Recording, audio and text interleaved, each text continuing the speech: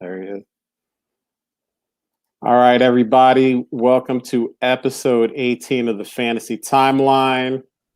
I'm Josh at Real Fantasy TL here with my main man Bill at SuperFlex. Bill, how you doing? Doing good. Just getting over this coronavirus, and we'll see where it takes me. Man, you got to watch out for that coronavirus. You got to buy a bunch of Purell. Take baths in it because that's apparently what people are doing right now. They're buying out stores and then just rolling around naked in it. I'm assuming. Back to college. So if you are in the live YouTube right here, you see a very handsome man, a very attractive man.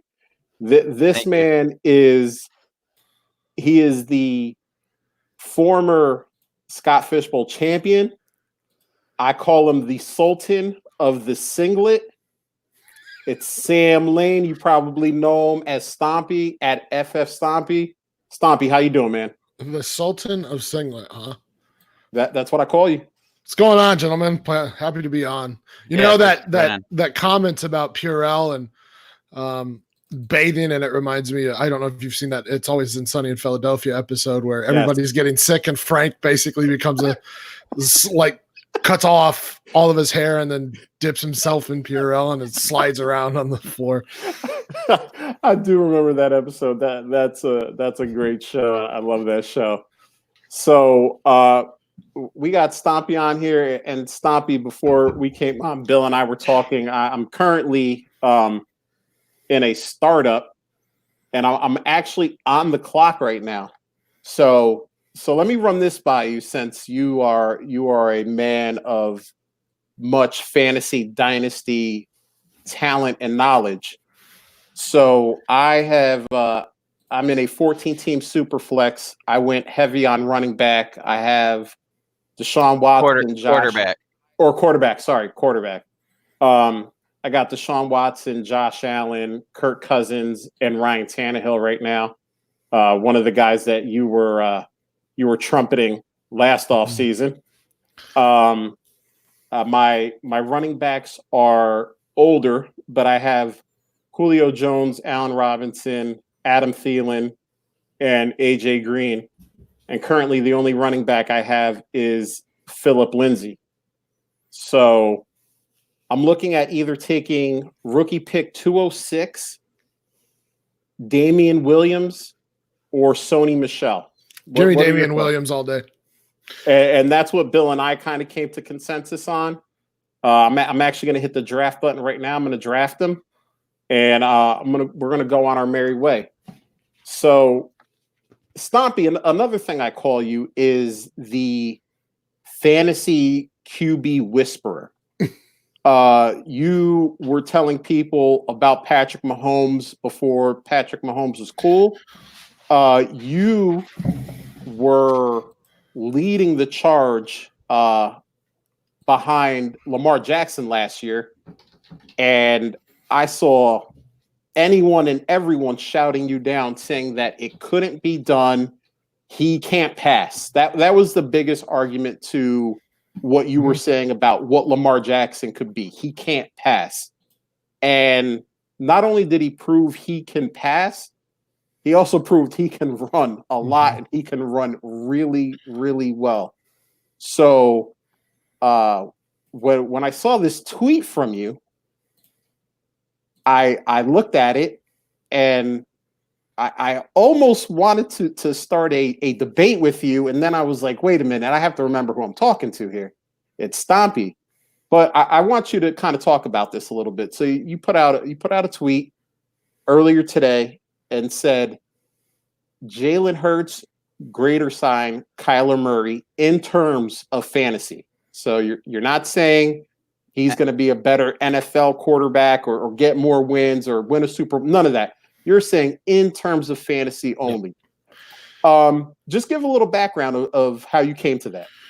Well, I think you mentioned Lamar Jackson and his inability to throw, which it is the knock on Jalen. And it's not necessarily that he can't pass. It's that he was a one read QB or would lock in on his wide receivers. He's not the most accurate of players or passers, more general and not pinpoint.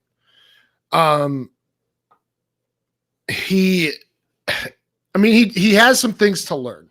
And I completely understand that. I mean, regardless, he still threw for over 3,800 yards and 32 touchdowns. So I understand the detraction a bit, especially because of what Kyler is as a passer. And I think Kyler's a much more developed passer.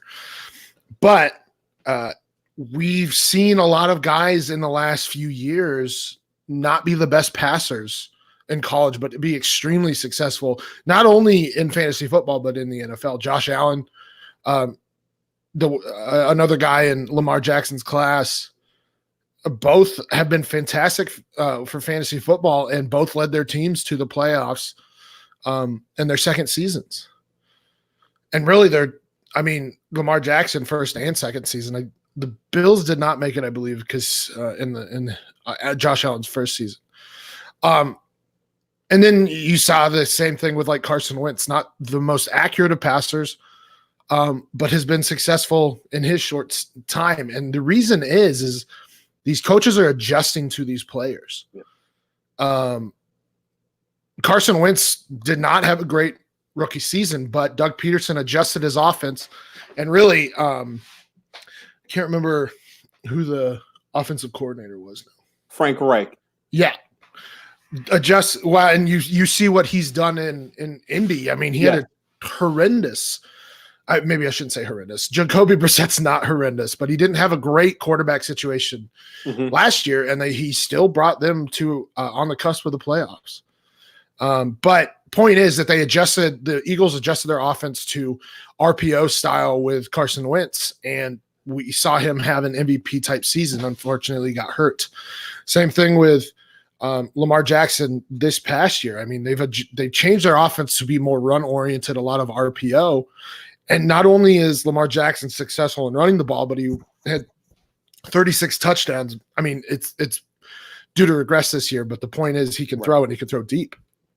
Josh Allen's not the best QB in the world. I mean, a lot of people were laughing at the Bills when they took him. Yep. And he led them to the playoffs this year, and he progressed as a passer. And I was a detractor of Josh Allen, but I can recognize he progressed as a passer. So the point being that not only are these coaches adjusting to the strengths of their quarterbacks, but those guys I mentioned also can run the ball, and they're bigger, by the way, bigger. That's the main issue here for me. Josh Allen has had over 500 yards in back-to-back seasons. Obviously, Lamar Jackson broke the record this past year. Carson Wentz, no slouch at running the ball. No. I mean, especially in RPO. I mean, even guys like Patrick Mahomes, who are mobile, Drew Lock, who are mobile, are getting picked earlier in the NFL. And, I mean, like Kyler Murray before him, Jalen Hurts runs the ball. He actually has a higher he ran more yards in college than Kyler Murray did, and for a higher total in a season. So we know he's a runner. He's in the 92nd percentile in terms of burst score, 95th percentile in terms of 40-yard dash among quarterbacks. He's also 6'1", 220 pounds. Huge difference between 5'10" and let's be real, he's probably under 200. Oh yeah.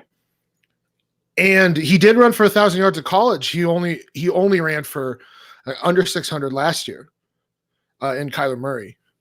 So my thing is we have demonstrated bigger, faster guys. Lamar Jackson's, I believe, 6'1", 220, same size. Josh Allen's bigger. Cam Newton's bigger. Carson Wentz is bigger. Yep. And I know they're like running quarterbacks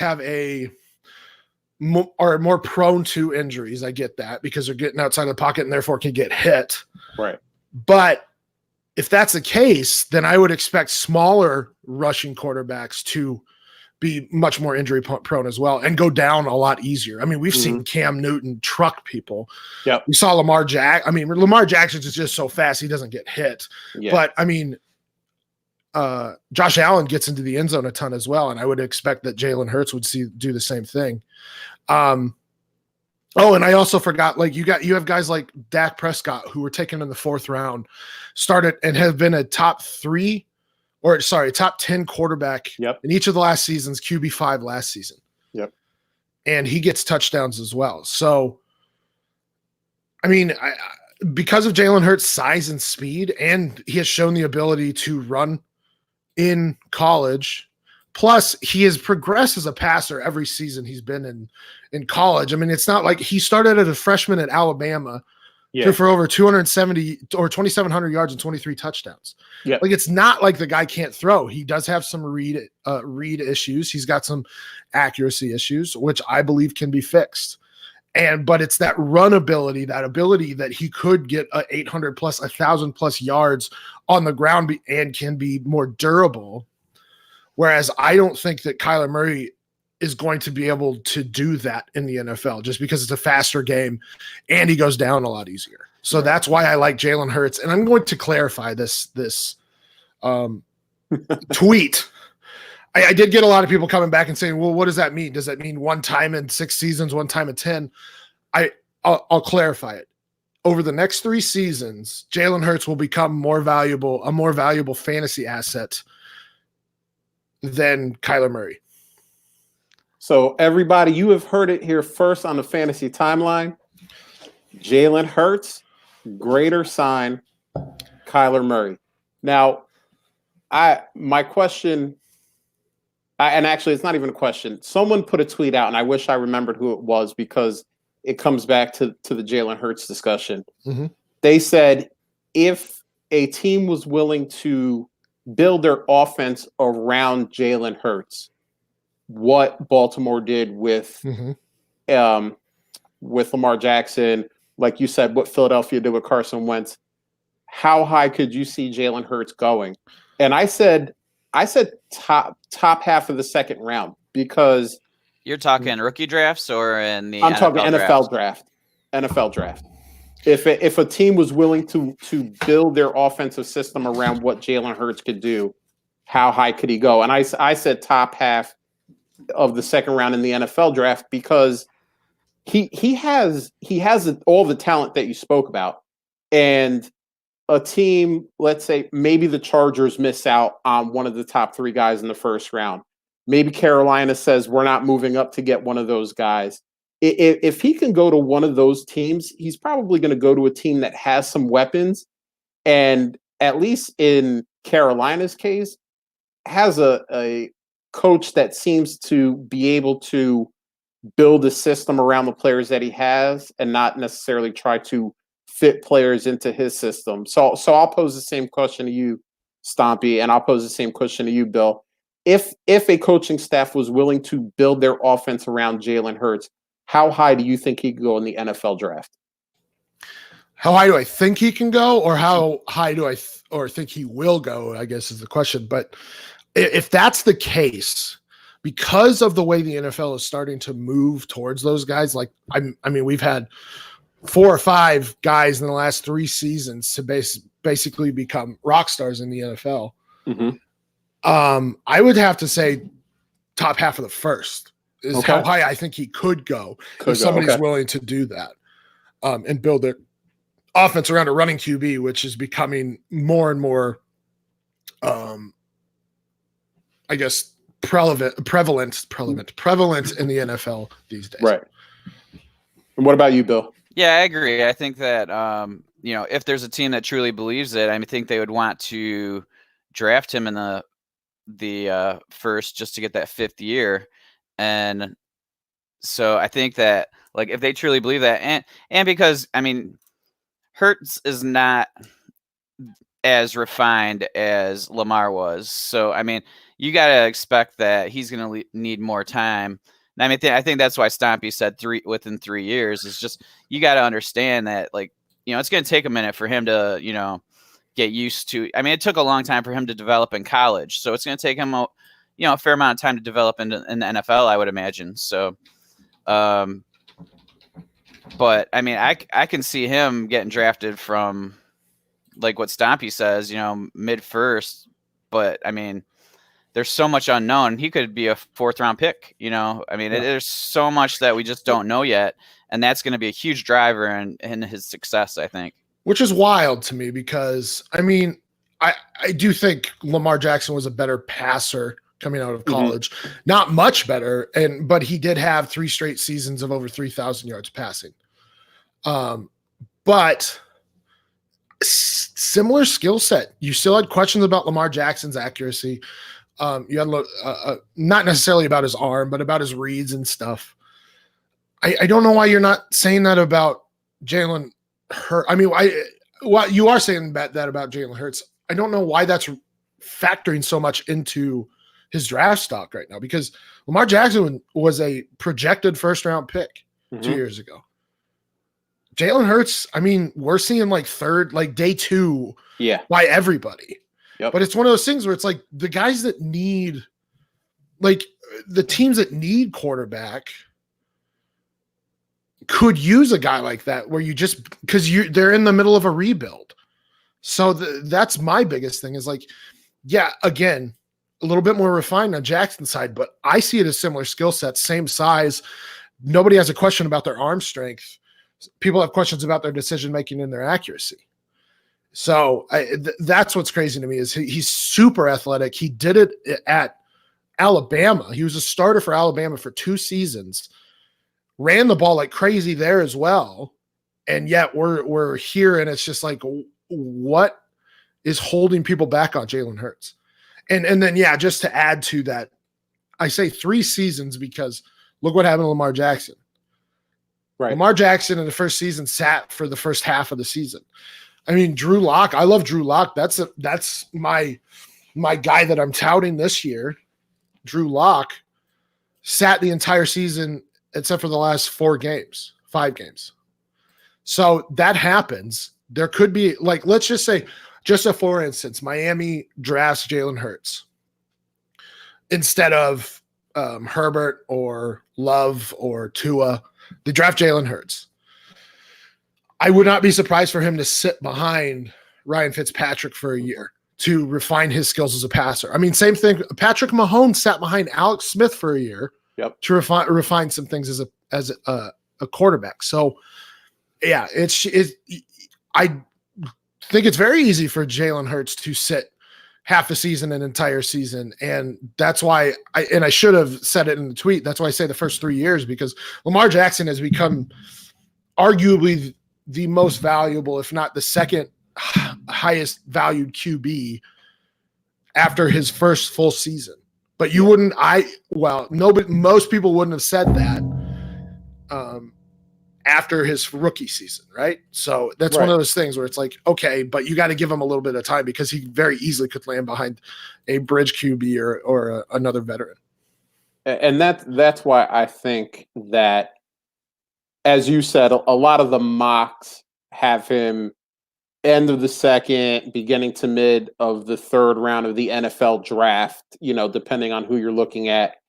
And I think it would be crazy for a team maybe like the Chargers, if they miss out on one of the top 3, to sit him behind Tyrod Taylor, who not only can lead a team for 8 to 16 games, but can show Jalen Hurts the ropes as well. We kind of saw a little bit, and I mean, that whole Hard Knocks with the Cleveland Browns was kind of a mess as it is. But you saw the fact that Tyrod Taylor can kind of take a young guy under his wing and kind of show him how to be a professional.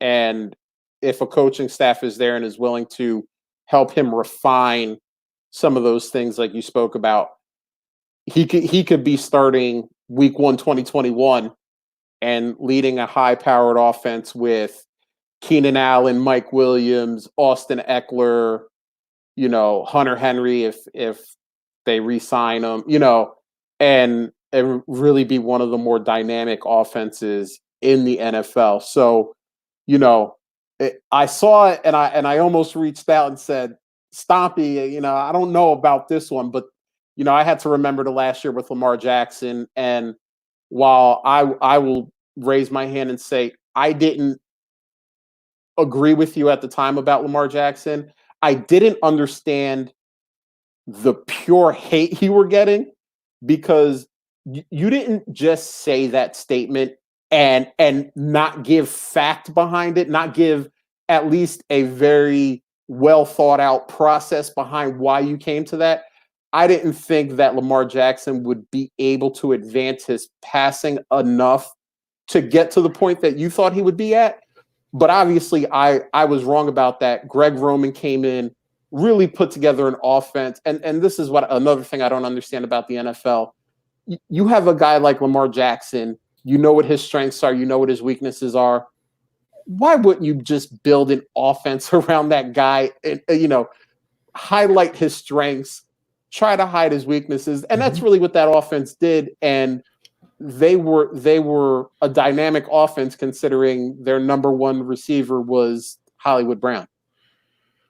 Well, and I mean, again, we have to emphasize the fantasy part here. Right. You don't have to be the best passer in the world to be a top-end fantasy quarterback. I am not saying that he is as good of a QB as Kyler Murray. Right. But in terms of how we normally play fantasy football, rushing gives you more fantasy points. Yep. That's why PPR was incorporated for wide receivers. But with Jalen Hurts, like I said, I mean, it's tough to say he has 1,000-yard rushing potential because, I mean, Lamar Jackson's like a 4.3 40 athlete. Yeah. It's hard to match that. But because Jalen Hurts adds, I mean, he's a sub 4.6 guy. And right. I honestly think because he can break tackles in the, like, we could see 800 plus yards rushing. Yeah. And we see it in our I mean, Michael Vick was never a great passer. Nope. Cam Newton's not a good passer by any stretch of the imagination. Nope. I mean, Dak Prescott's a decent passer, but he also runs for 500 yards and multiple touchdowns. Josh Allen's not a good passer. Lamar Jackson is not even close to the best passer in the league, but these guys are at the top of fantasy football quarterback scoring year in, year out. I mean, Cam Newton's been the QB1 multiple times. Lamar Jackson, obviously QB1 last season. Carson Wentz was the QB3 3 years ago, I believe, before the ACL. So right. Again, it's fantasy, not NFL. Yes, you have to be good enough to be on the field in the NFL, which affects fantasy, obviously. But if they can run the ball, let's just say if he can consistently give you 600 plus yards and 5 touchdowns, he's consistently going to be in like the top 5 of fantasy QBs. And that's what I'm saying is I think that he has higher rushing potential than Kyler Murray because of his size, because he doesn't get taken down a lot, and he's going to score more rushing touchdowns than Kyler Murray will. And we'll just wrap it up and just say, just look at what 650 rushing yards will do for a quarterback. We're not going insane. We're not saying 1,000. We're not saying 900 or even 800, but 650, man, that turns maybe a, mid QB2 into that, bottom of QB1. And it's, it's kind of amazing when you look at all of the stats and see what rushing does. But, we're talking about rushing here. It's time for everybody here to rush and grab some more leagues. I know I'm doing it. Bill and I talk all the time. We talk about leagues we're going in. And, if you're looking to join more leagues, go to Safe Leagues. They have orphan teams, at all prices, $30, $300, whatever you're comfortable with. They have a team in your price range.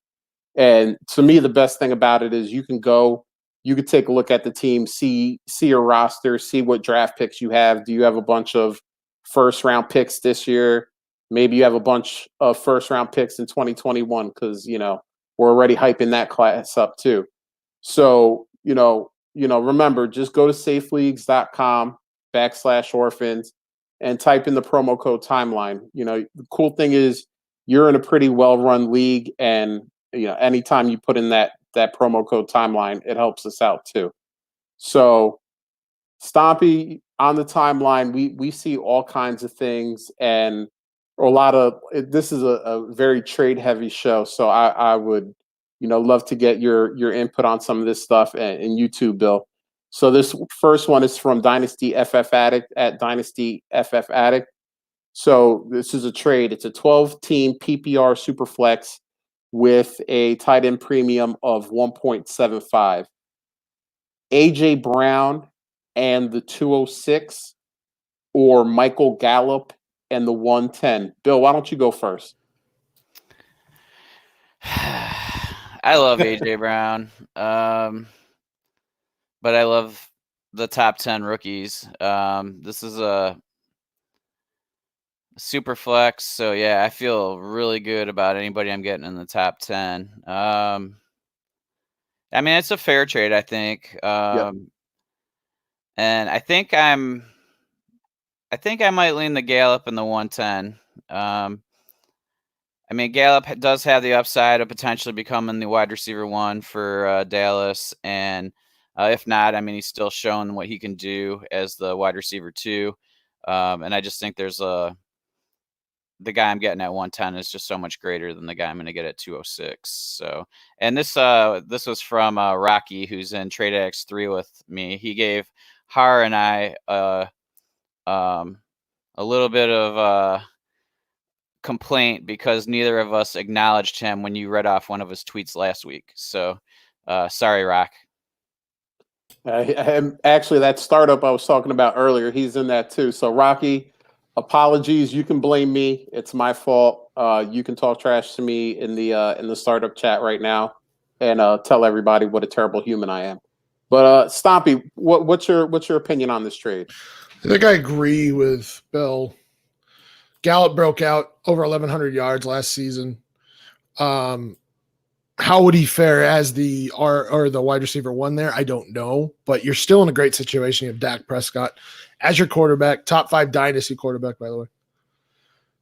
So it's not like your QB situation is, or the QB situation is shifting so much that you have a hard time producing those same numbers. I think Gallup would very easily be a top 16 wide receiver if he is the wide receiver 1 there.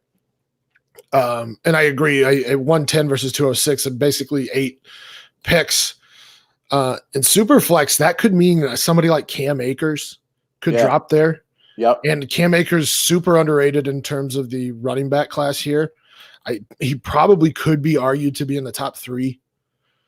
I would probably do that and drop J.K. Dobbins a little bit, but that's, right, personal preference. But he's underrated as a running back and could very easily land in a great offense and be the RB1 to go.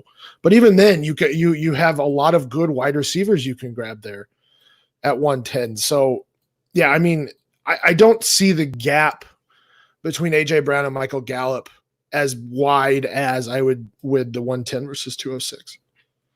Yeah, and actually it's funny, when I put this question on the show sheet, I thought that one of us would be on the AJ Brown 206 side, but I also went with Gallup and the 110, and I will preface this by saying I'm a little biased. I'm a Gallup stan. I have been since day one. So, but again, you mentioned Cam Akers, and I saw a stat about Florida State that, really surprised me, and it's hard to surprise me with stats.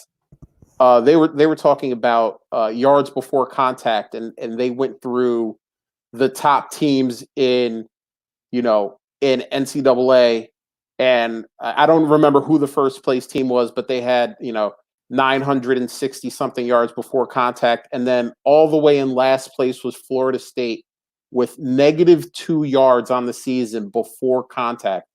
That's the offensive line that Cam Akers was running behind, and he still put up the numbers that he did. It's amazing that he is walking upright and can actually enter the NFL draft, but it's even more amazing the numbers he put up. He's somebody, like you said, in that 108 to 112 range.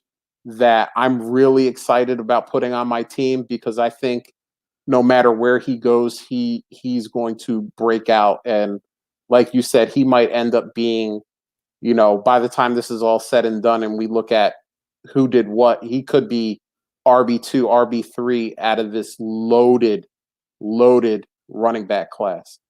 So the next one we got here is, let me pull this up, is from Jacob Vines at jsnake_DFF. Which side do you want in a SuperFlex PPR Dynasty League? There's no tight end premium in this one. Josh Jacobs, Austin Hooper, and Will Disley, or Cortland Sutton, Todd Gurley, and Henderson, Darrell Henderson. So Stompy, we'll let you start this one first. Jacobs, Hooper, and Disley, or Sutton, Gurley, and Henderson? So basically, this is Cortland Sutton versus Josh Jacobs for me. Exactly.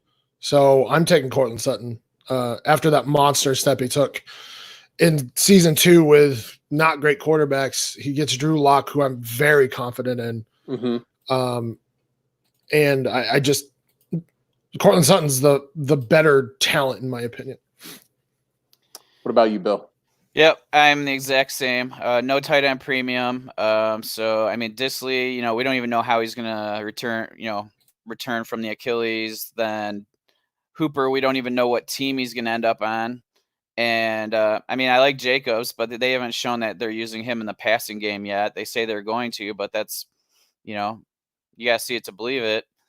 I love Cortland Sutton. I mean, he's like one of my top wide receivers that I'm shooting for in startups this year. And I've drafted him way earlier than, typical ADP. So, I mean, just that alone. And then, I mean, having Gurley Henderson's not necessarily just a throw in. I mean, Gurley's still a serviceable, I mean, even if he's an RB2. So, you just gotta alter your expectations. I mean, he might not be your elite running back anymore, but he's still a guy that can do something for you, and you get his backup. So, I mean, I think that's Sutton side by quite a bit. So I actually went the other way, and if you're just comparing Josh Jacobs to Cortland Sutton, I agree with you guys. It's Cortland Sutton 100%. I was actually on the clock in the third round of that startup and was going back and forth between Julio and Cortland Sutton. And I went with Julio, but it was a decision that I spent a lot of time on because I think Cortland Sutton's going to break out. I agree with Stompy. I think Drew Lock is going to take a big step forward this year. I also love Noah Fant, two guys that I was trying to get in that startup, and I waited a little too long. I didn't get either one of them. But I've been a big Fant guy since he came out, and Drew Lock really kind of put some stuff together towards the end of 2019. But by the way, he progressed as a passer after sitting behind Flacco. So if you don't think Jalen Hurts can progress as a passer, I got nothing for you. He might have progressed as a passer in spite of Joe Flacco, but yeah, right. but no, you're absolutely right. A lot of times, and I'll go off on a little side tangent real quick. A lot of times we look for rookies to make instant impacts, and we don't understand that sometimes a guy coming out of college just needs to sit down, see the game during practices. I mean, I also know that Drew Lock was hurt at the beginning of the season, so that was another reason for some of the games that he sat. But sometimes a rookie needs to sit down, see the game in practice, see actual NFL game speed, and understand a new offense or defense, depending on where they're sitting.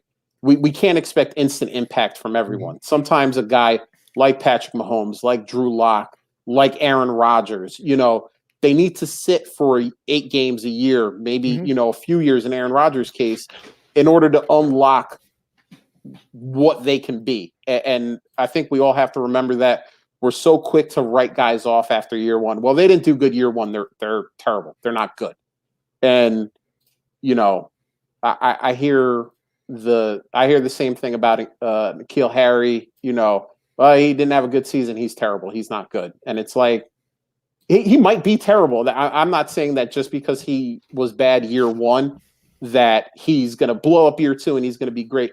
But we have to give guys some time before we put the he's terrible tag or he's not good or he's just going to be a backup tag on him. And sometimes we're way too quick to judge. But I am worried about Todd Gurley. And don't get me wrong, he really did come on at the end of last year. So I'm not saying that Todd Gurley is toast. I mean, I've heard people say that, and I'm like, I'm not going there. I am worried about the knees, and I have not been a Darrell Henderson fan. I wasn't last year. So I like the Hooper and Disley side a little bit more, and that makes up the difference for me personally. But everything you guys said about the other side, I mean, I get it. And this was, this poll ended up 54-46. So, apparently the Twitter community felt that it was a mostly even trade, slightly in favor of the Sutton side. And, I get what you guys are saying. It's Cortland Sutton is a beast, man. So the NBA just suspended the whole season. Wait, what? Yeah. Yeah, it just popped up. Oh, man. That's pretty crazy. That is crazy. Did you read earlier in the news, Rudy Gobert tested positive or preliminarily tested positive for COVID? Oh, no, I didn't hear that. So I think after that, they were talking about going fanless. And then I think after a star in the NBA test positive, you're like, oh, well, I think we should probably just not do this. Yeah, you can't really play basketball when somebody has it, right? So no, because I mean, it gets spread to everybody. You're gonna have to go back to the rules from like the 30s where you can't even touch the guy. I would not be surprised to see the March Madness get canceled either. Yeah, because they've already been talking about not letting fans in for that, and I know the Seattle Dragons in the XFL, they're playing their next home game without fans. There have been tons of soccer games all across Europe that have been played without fans in the stadium. So yeah, I mean, it is serious, and it is impacting a lot of different sports. We're talking about NBA, we're talking about European soccer, XFL. I mean, it is serious, but wow, that's crazy. We don't usually dive NBA in here, but Tom Hanks and Rita Wilson also tested positive for COVID. Oh, snap. Wow. It's getting real. It's getting real. I'm going to have to bunker down with my lifetime supply of Purell and see you guys on the other side. But right. Hey, actually there was somebody on Twitter, I think he's in this pod, that said this is the reason why I don't have friends in real life, just online. That's right.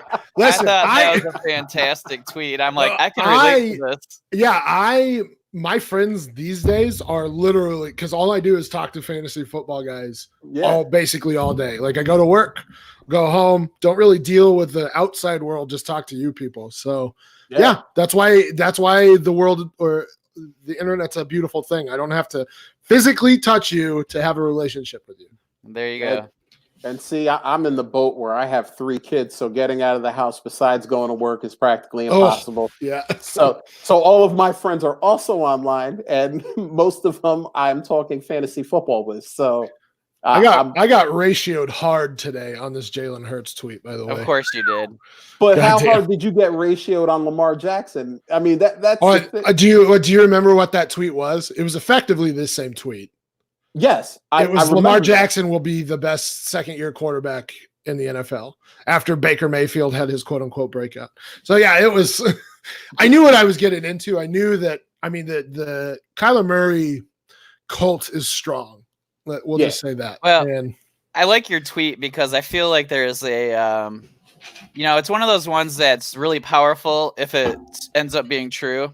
But if it doesn't, I mean, there's really no recourse for something like that. So it's just like, okay, whatever. I mean, I was calling my shot and it just didn't work out, and that's okay.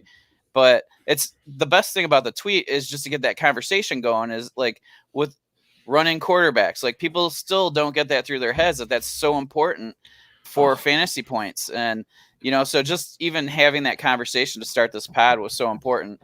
And, you know, that's what I like about that tweet. Well, and Josh had said, had said, we don't expect rookies to make an impact right away. I mean, you can't expect rookies to make an impact right away. But if there is a rookie that has the best chance of making an impact right away, it's a rushing quarterback, because they don't have to be the most fantastic of passers to win games, because they can do stuff with their legs, and it adds this whole other dynamic to their game that makes it hard. And it makes them probably a better passer. The guy's more wide open because you have to have like a spy underneath to contain these guys. So, I mean, Jalen Hurts is of the skill set that even if he is not the best passer, he can still make an impact for a team in his rookie season. And here's something I want to say. Bill, you said if you shoot your shot and it doesn't go down, people can't really do anything. And on one of our first episodes, we talked about taking victory laps. I love the fact, first of all, I'm a big victory lap person, because you know what? And Stompy knows this as well. If Lamar Jackson would have fell on his face this year, all those people that just threw hate at him had that tweet bookmarked so that they could bring it back up and go, what about this dude? You said Lamar Jackson was going to be good and he sucked.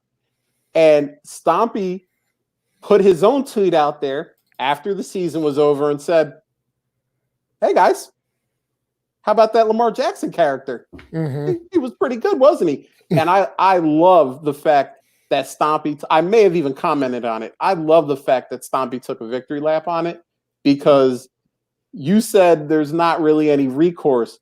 Trust me, people are bookmarking that tweet right now. All the people that are throwing, they have it bookmarked. And in the next 3 years, if Jalen Hurts is in and out of the league, or he's just a backup somewhere and he never gets on the field, people are going to bring that tweet up. They're going to @ Stompy, and they're going to say, dude, you're an idiot. Yeah, but what I'm saying is that that's not like the point of the tweet is more so the conversation about the running quarterbacks and the skill sets. Mm-hmm. And like, I mean, right. If it doesn't work out, it's not like all of a sudden Stompy is this terrible analyst, is my point. It's like he's not losing credibility. I mean, sure, there's always people on Facebook bouncing, you know, that are going to like call you out for a bad call. But the point is, like, over the, you know, it's more about what we're discussing than it is about like, is this actually going to end up happening? It's like, of course, the value of the pick of Hurts in a rookie draft. Like, that's why you got to consider it. And actually, Stomp, is really funny in a mock I'm in right now. He just went 206. That's the highest he's gone in a SuperFlex mock. Wow, that I've been in. That's wild to me, because like just forgot his name. Which guy? Daniel Jones. There you go. Got there it. Figured it out. I cannot figure it out. Like, I always think DJ and then I think David Johnson, and that's not right. But I mean, he was going a lot later than he should have been in rookie drafts, because people did not like him as a quarterback. Right. And guess what? He didn't start right away either. Nope. Eli Manning was benched after like the third week, I believe. So even guys who are picked in the top 10, Patrick Mahomes missed the entire season except for one game, can sit behind guys. So I don't understand, again, and this is coming back to Lamar, I don't understand the sentiment of, if a guy goes a little bit later in the draft, that he's not going to be a starter in the NFL. Sorry, go ahead. I have a question for you. This is a little game let's play. Okay, let's say he gets drafted, let's say 20th pick in the first round. Where are you taking him in the a SuperFlex rookie draft? He should be going back end of the first anyway. But if he's like 20th, I mean, You could probably get him at like 108. Okay. What if he goes the end of the second round? I still think he's like, I mean, he'll drop. I guess the way I play it is I don't try and reach too far for value. So for me, like 110 is probably the latest I would take him, because again, even if he goes in the back end of the second, he's still a quarterback who has the skill set to be successful in the NFL, even if he's not a great passer. So I don't think any team is going to be taking Jalen Hurts on day 1 or day 2 without the thought that they want to play him either this year or next year. I don't think that's going to happen, because I think Jalen Hurts is just too valuable of an athlete to sit on the bench. And by the way, he's not Taysom Hill, guys. Taysom Hill is an athletic freak that can't throw the ball. Jalen Hurts is far better at throwing the ball. Again, Absolutely. Started at Alabama at the age of 18. I mean, Alabama's top 3 college football school in the nation. At this point, I mean, you probably have LSU, you probably have Clemson, you probably have Alabama. And he started as a freshman. Right. And then he transferred into a brand new system and had the best year of his college career. So it's not like he can't do this. He has some deficiencies at quarterback that he can change, but even if he doesn't, he can still be extremely successful in the NFL. So any team that is taking him even in day 2 has the idea that they will build this team around him in the near future. So you're comfortable taking him like in the first round as long as he's a day 1 or 2 pick? Yeah. Okay. Because we've seen it so many times. Dak Prescott. I mean, I could name so many more. Russell Wilson, Cam Newton, Carson Wentz, Josh Allen has been successful in the NFL. Right. And if you think that Jalen Hurts is not better than Josh Allen as a passer, then you're not watching the same thing that I am, or really anybody is. No. So that's the thing, is his athleticism makes him valuable. I mean, Taysom Hill is somehow valuable and has people talking about him being a starting quarterback or the backup quarterback for New Orleans. So when Drew Brees retires, they would play him. That's how athletic and valuable he can be. But he's a terrible passer. And so again, I'm just going to keep hammering this home. Any team that's taken him in the first 2 days of the draft is going to build their team around him in the near future. And you know what? It's a great point, because if he's a second round pick, we can look around the league right now and look at second round picks that are not only starting quarterbacks, but have had pretty good careers. I mean, we talk about Andy Dalton. People love to dump on Andy Dalton, but that guy has had a pretty good career in Cincinnati, where they actively try to lose. I mean, he's had a pretty good career. Drew Brees was a second round pick. I mean, we can keep going with Russell Wilson's 3rd round, Dak Prescott's 4th round. Derek Carr was a second round pick. I mean, we can keep going with guys that have been taken in the 2nd round, 3rd round, 4th round, and have built very successful careers. So just because you're not a round 1 guy at quarterback doesn't mean there's no hope for you in the league. And I think we have to remember that. And as far as Jalen Hurts goes, and this ended up being a very heavy Jalen Hurts episode, but I apologize for that. No, it's all good, man. I love talking to you about it, because a lot of people say things. A lot of people will say this guy will be better than this guy, and that's the end of the conversation. There's no thought process behind it. It's just a hot take for the sake of having a hot take. And when you come and you say, hey, I think Jalen Hurts is going to be better than Kyler Murray within the next 3 years, there's a reason for it. You're not just saying it because you had nothing else better to do at that time in your life. There is a thought process behind it. And I think Jalen Hurts is going to be the type of guy, and I did this a lot last year with all of the Darrell Henderson hype. When I had one of those, 108, 109 picks, I traded back to the guy who was like, I got to get Darrell Henderson, and picked up a 205 or a 206. And that's when you end up maybe with Cam Akers and Jalen Hurts, and then you're like, you have two guys that could possibly be your cornerstones for the next 5 years. And those are the kind of moves you have to make. And those are the kind of things you have to kind of take a deeper dive into. Yeah. I mean, the way I look at it is this: a lot of the people who are detractors of that comment are largely film guys. And I understand his film doesn't look great. It can look fantastic at times, but there are times that he lacks some of those fundamentals you need. Right. I'm more of an analytics based person. And to me, what I'm seeing is a guy who broke out in his age 18 season at Alabama in the toughest conference in college football. Yep. His college QBR was in the 95th percentile, which means that you have to be a relatively good passer.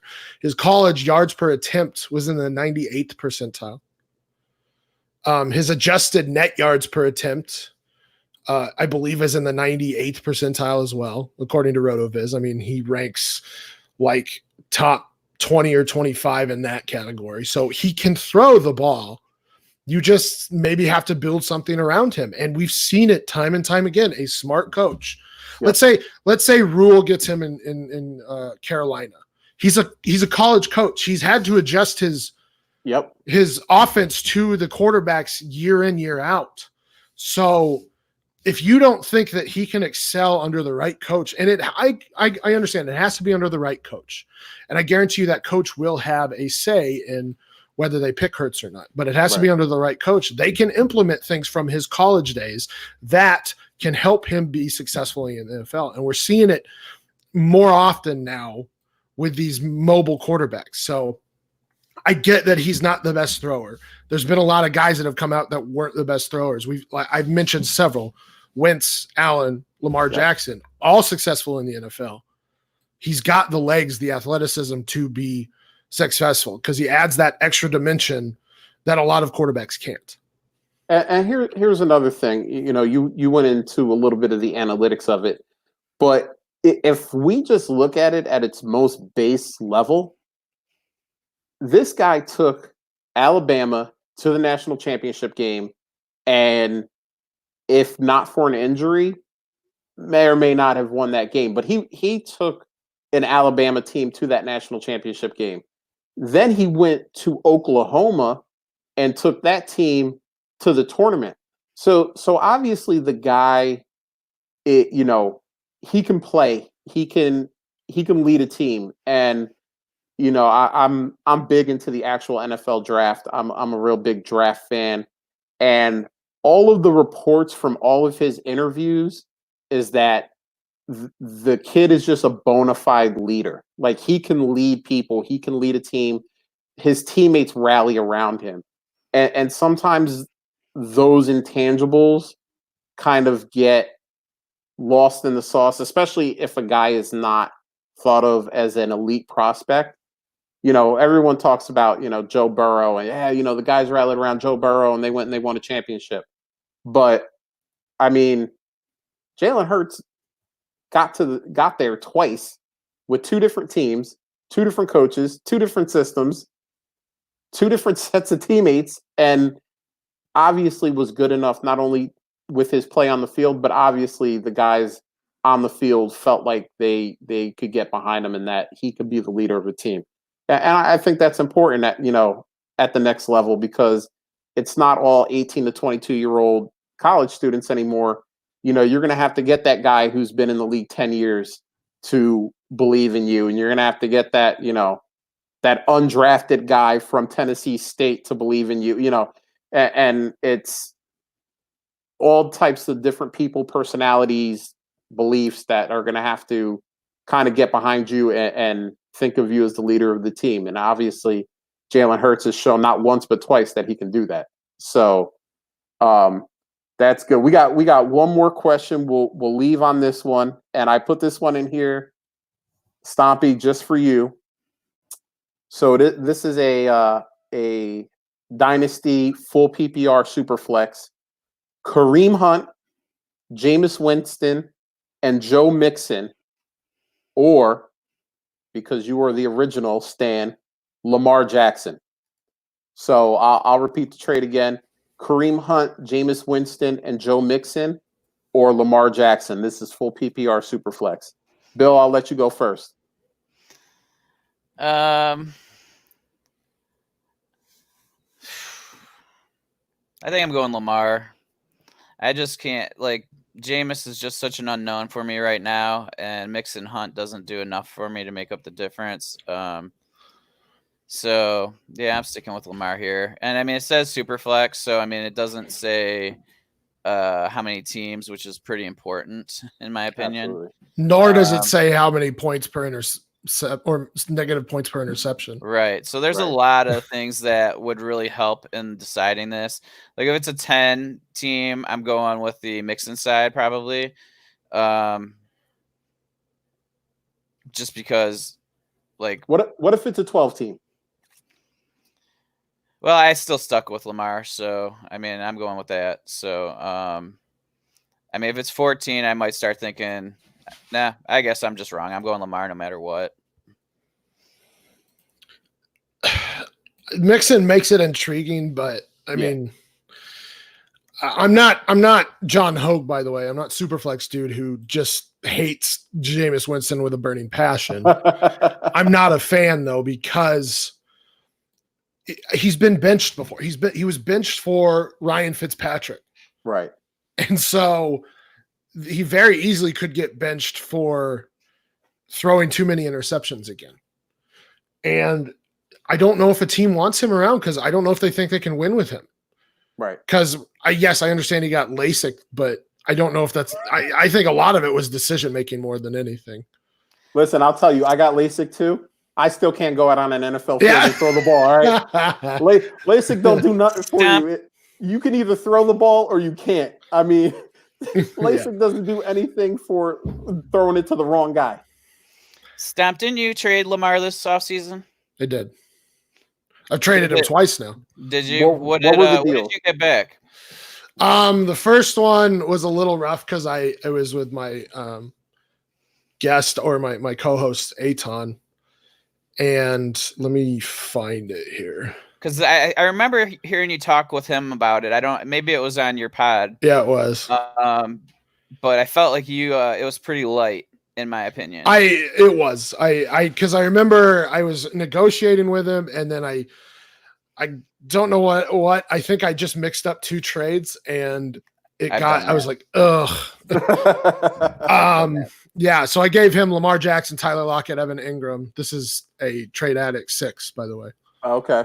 So it's a 1.75 tight end premium. I got Minshew, Fournette, Galladay, and a 2021 first and a 2022 first. So maybe not that light. No. And then I just traded him again with Nathan Powell from RotoViz, from the Tradecast. And let me find that one real quick, because I like that one better.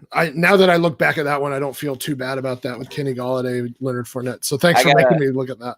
I got to pay attention to this one because I have Lamar in a league with Nathan Powell. So we'll see if. Let me find Nathan. We're coming for you.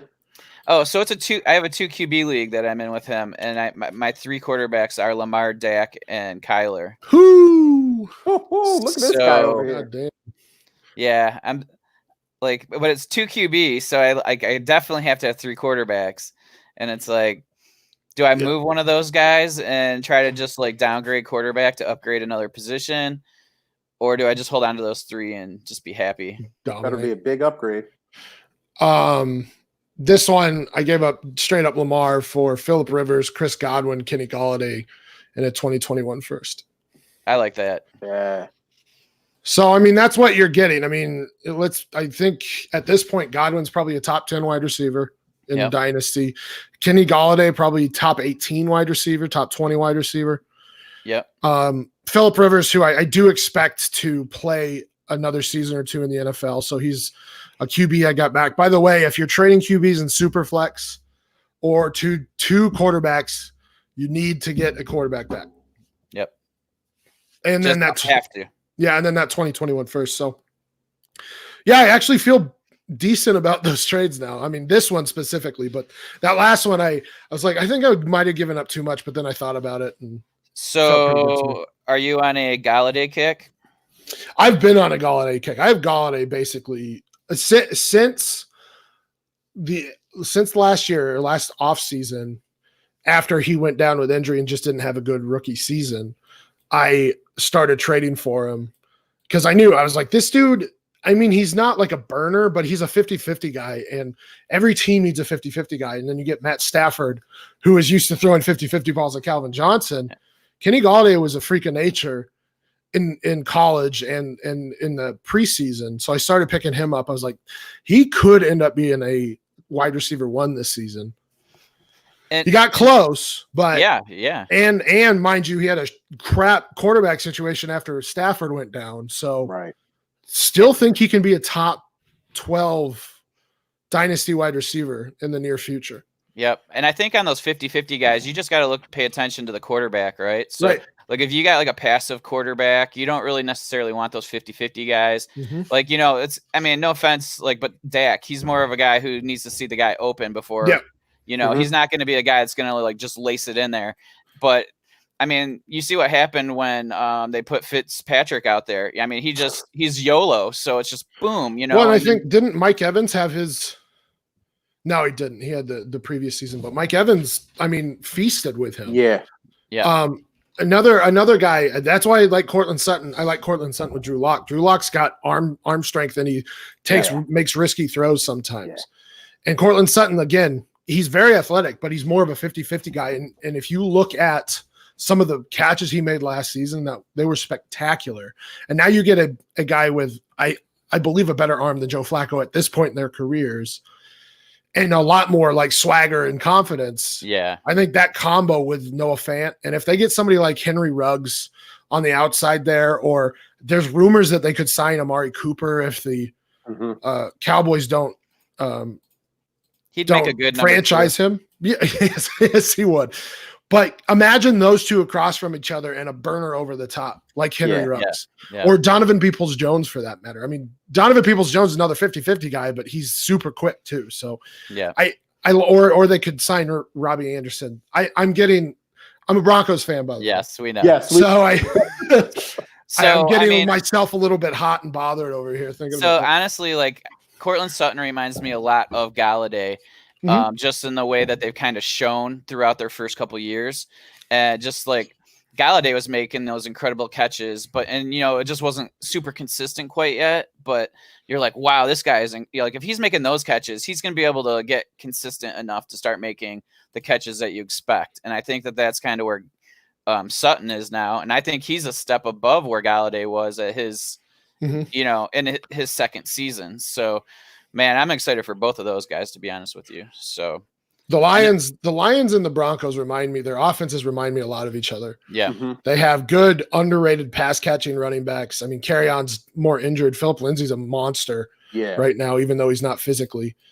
And then you have the two 50-50 guys on the outside in Galladay and Sutton. You have the two athletic tight ends who were teammates in college in Noah Fant and TJ Hawkinson.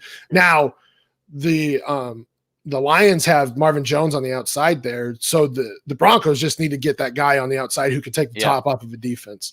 And they're going to be and then the quarterbacks are obviously very much like very big arms, make questionable decisions at times, but make some fantastic plays as well. So. Yep, I agree. That's they're probably the closest I would compare. Like I'm a Lions guy, so like, I mean, if there was one team I would compare them to, it would be the Broncos. And it's like you said, it's just getting a Marvin Jones for you, and you're all set. Yeah, and I think that's actually a really, really good comparison. I never really took the time to think about it like that, but now that you guys are talking it through, I mean, I see exactly what you guys are seeing. But we'll wrap up on this. Stompy, I also in a way traded Lamar Jackson away. In the startup that I've been talking about, I was at 103 and my pick was going to be Lamar Jackson. And my buddy texted me and said, hey, you want to trade out of this spot? And I knew exactly who he was going for. I said, all right. I said, shoot me a deal and we'll see what happens. So I traded down from 103 to 106. I picked up his 4.9, and he ended up getting my 6.12. So I moved down 3 picks and then gained 2 rounds of value. So it ended up actually being, he took Lamar Jackson and Devin Singletary, and I took Deshaun Watson and Kirk Cousins. Oh, I love that. Yeah. Dropping 3 for Deshaun Watson, who you can make an argument for Mahomes, Watson, or Lamar Jackson as the QB1 at this point. Right. Dropping that much, or dropping only 3 rounds and gaining 2 rounds of value somewhere else, and getting a guy who's still going to be a top 5 quarterback talent, I think is great value for you. And I was actually worried because the pick was always going to be Deshaun Watson as long as he didn't get taken. Right. And luckily the 2 guys in between us took Saquon and Michael Thomas, which aren't bad picks, but I was very happy when Deshaun was still there for me. So we'll wrap it up on that. Stompy, I appreciate it, man. You are, you're doing big things out there. I do want to give you a minute just to shout yourself out and let people know where they can find you. Yeah, find me on Twitter at FFStompy. I haven't had to do this in a while, so you can find my voice basically everywhere on podcasts, but the Dynasty Diagnostic on the Dynasty Trade Calculator Network, podcast network. Also at Dino Diagnostic on Twitter. SuperFlex SuperShow. We do 2 shows a week. I'm usually on one at SuperFlex Show on Twitter, and it's on the DLF family of podcasts, but it's also on its own podcast feed. So just SuperFlex SuperShow. SuperShow is one word. Doing some baseball stuff, but I'm quite sure your listeners aren't interested in that. And then hopefully some big things coming here soon in terms of writing and stuff. Nice. I got to get my annual quarterback tout article out, among others. So be looking out for that here in the near future. And Stompy, again, we really appreciate it, man. You are everywhere, so we appreciate you taking the time to spend a little bit with us and really drop some real knowledge. So thanks a lot, Stompy. Absolutely, man. That was fun. And just remember, everybody, if you were in the live chat, thank you. We appreciate it. If you're listening to us in the podcast, we also appreciate that as well. You can find us on YouTube at the Fantasy Timeline. Just search Fantasy Timeline. You will find us, subscribe, hit the bell so you know when we go live. And if you're listening to us on the podcast, tell a friend. Let them know that we're here. We get great guests like Stompy himself. Dude's real smart. Follow him on Twitter if you're not. If you somehow know about us and you're not following him, come on now. That don't even make sense. So just do that. And on that note, Bill, we're out of here. Late.